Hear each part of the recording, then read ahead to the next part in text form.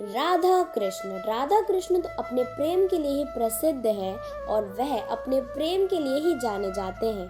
उनका प्रेम तो अमर है जिसे कोई नहीं भुला सकता। लेकिन फिर भी हमें राधा कृष्ण के प्रेम से जुड़े कई सारी ऐसी बातें सुनने को मिलती हैं जो हमें अक्सर आश्चर्यचकित कर देती है, और यह बातें हमें ब्रह्मवैवर्त पुराण के आधार पर ही जानने को मिलती है। जैसे कि ब्रह्मवैवर्त पुराण के ब्रह्मखंड अध्याय 5 के श्लोक 25 और 26 में हमें ऐसा बताया गया है कि राधा जी ने श्री कृष्ण की बाईं पसली से जन्म लिया था, अर्थात वह उनकी पुत्री हुई, और इस श्लोक में राधा जी को उनकी पुत्री ही सिद्ध किया गया है। दूसरा आरोप है कि ब्रह्मवैवर्त पुराण में ही प्रकृति खंड के अध्याय 49 के श्लोक 36 से 38 में ऐसा बताया गया है कि राधा जी वृषभानु की पुत्री थी जिनका विवाह रायन से हो गया था। रायन श्री कृष्ण के अंश से पैदा हुए थे, अर्थात वह उनके पुत्र हुए जिनका विवाह राधा जी से हो गया था। और ऐसे उस श्लोक में राधा जी को श्री कृष्ण की पुत्रवधू भी बताया गया। अब तीसरा आरोप ये कहता है कि राधा जी श्री कृष्ण की मामी थी। ब्रह्मवैवर्त पुराण के प्रकृति खंड के अध्याय 39 श्लोक 41 में ऐसा लिखा है कि श्री कृष्ण की माता अर्थात यशोदा माता का भाई रायन था। वह गोलोक में तो श्री कृष्ण के पुत्र थे, लेकिन वृंदावन धाम में वह उनके मामा हुए क्योंकि वह यशोदा माता के भाई थे। तो उस रिश्ते से राधा जी श्री कृष्ण की मामी लगी, क्योंकि रायन श्री कृष्ण के मामा थे। और वही ब्रह्मवैवर्त पुराण के प्रकृति खंड के अध्याय 49 के श्लोक 42 में ऐसा लिखा है कि ब्रह्मा जी ने स्वयं राधा कृष्ण का विवाह कराया था।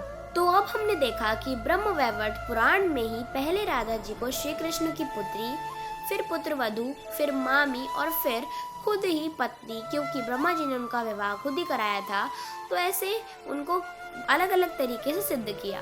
लेकिन अब इसमें क्या सच है क्या नहीं, आज की इस वीडियो में हम वही जानेंगे। तो वीडियो के अंत तक बने रहिएगा, पूरी वीडियो में आपको सब कुछ बताऊंगी। तो चलिए अब शुरुआत करते हैं। तो पहला आरोप ये था कि श्री कृष्ण के बाएं भाग से उत्पन्न होने के कारण राधा जी श्री कृष्ण की पुत्री हुई, जो पूरी तरीके से गलत है, क्योंकि ऐसा कहीं भी नहीं लिखा है ब्रह्मवैवर्त पुराण में कि वह उनकी पुत्री है। अगर उसे ध्यान से श्लोक को पढ़ा जाए तो उसमें लिखा है कि श्री राधा कृष्ण जी के बाएं भाग से उत्पन्न हुई, इसलिए वह उनकी प्राण अधिष्ठात्री है, ना कि पुत्री।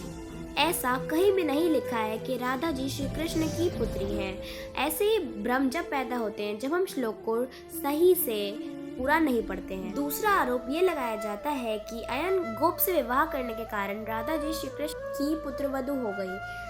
तो पहली बात तो ये कि राधा जी अयोनिजा है, यानी कि उन्होंने किसी के गर्भ से जन्म नहीं लिया, तो उन पर सांसारिक रिश्ते लागू करना ही गलत होगा।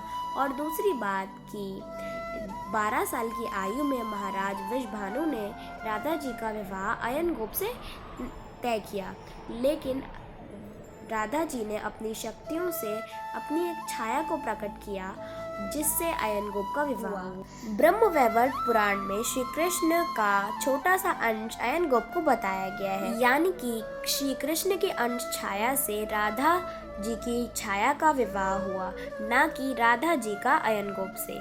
तो ये कहना गलत नहीं होगा कि श्री कृष्ण और राधा की तो छाया को भी अलग नहीं किया जा सकता। असली राधा रानी और श्री कृष्ण का विवाह तो पहले ही भांडीर वन में हो गया, जो स्वयं ब्रह्मा जी ने कराया था, जो दुनिया का सबसे दैव्य ब्रह्म विवाह था। तो दोस्तों आज के लिए बस इतना ही। आई होप आपको अच्छा लगा हो, मज़ा आया हो, कुछ नया देखने को मिला हो और मैंने आपके सभी क्वेश्चंस का जवाब दे दिया हो। तो बस आज के लिए इतना ही, मिलते हैं नेक्स्ट वीडियो में। तो बाय बाय।